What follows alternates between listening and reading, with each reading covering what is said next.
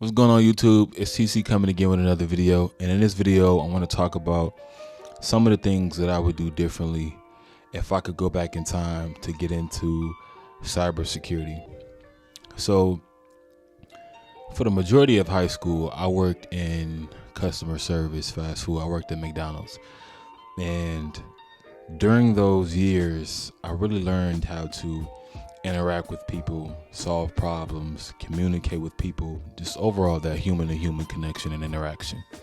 So I will take that. I will learn about building computers, and I will build a computer and I would document the processes and everything that I did, the troubleshooting and configuring and everything like that. I would get that experience because that's some valuable experience, because when I built my computer, I had literally built it. I had built it and then taken it down and rebuilt it at least 3 times, because it was just small things that, it wouldn't allow the PC to turn on. So I got valuable skills in understanding the different components, like the GPU, the CPU, motherboard, and all of the different components that make up a computer. Once I did that, I would learn about securing it. And when I was a kid, my uncle, he had a computer, and I remember he had Norton. And a couple of years ago, this is what led me to get Norton Security to, secure my computer.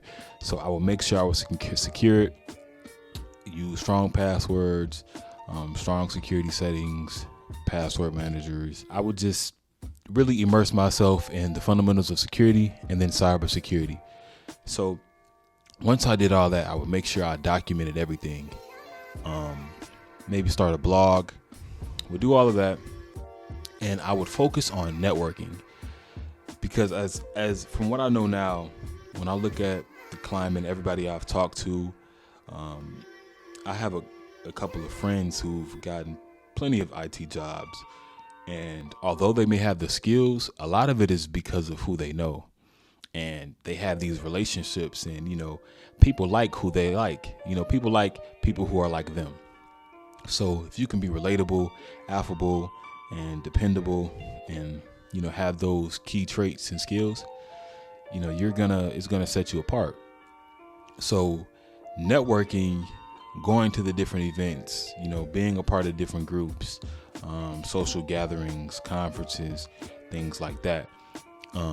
But obviously we're in the age of, social media. So you really want to have your LinkedIn built out and have it optimized to really give out, a good representation of who you are, because this is a part of your brand. So your brand is everything. There are going to be a lot of people with skills. There are going to be a lot of people with certain credentials. But if you may be out somewhere and people know what you do, or maybe you have a shirt on or whatever, shirt that says you like computers, or you're, whatever the case may be, anything that can start up a conversation. You may meet somebody who's looking for a help desk position, or they're looking for somebody to fill a help desk position. And, you guys hit it off, and boom, now they're thinking about, bringing you in for an interview. Or maybe the small conversation that you had with them, maybe that was the interview. I've seen stories like that on social media, YouTube, of just having a conversation with somebody and they didn't even have to have a formal interview.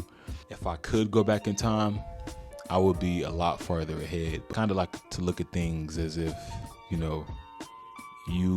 opportunities are presented to you when you're ready for them. You know what I'm saying? But these are just strictly hypotheticals.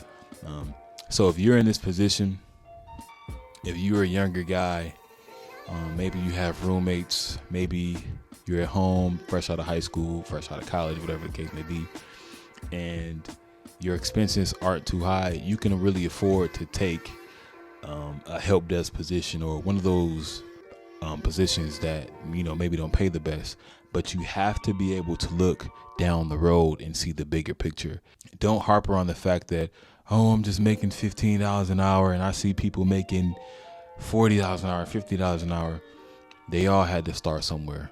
And social media is set up to where it's like it's like a highlight reel. You don't see the hard work that they put in.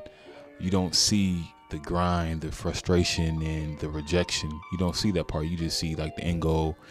And now it's just like you have people selling courses and trying to make a buck. So they kind of sell you these things and make you get your hopes up high, when small percentage of people are going to have certain kinds of realities and things like that. So those are some of the things that I would do differently. If I could go back in time, I'll hit on them again.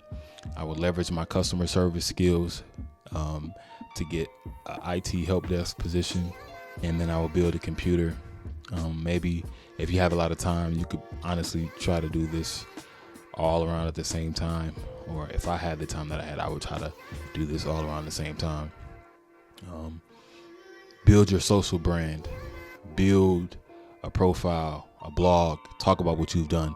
Let people know who you are and the skills that you have or the knowledge that you've obtained.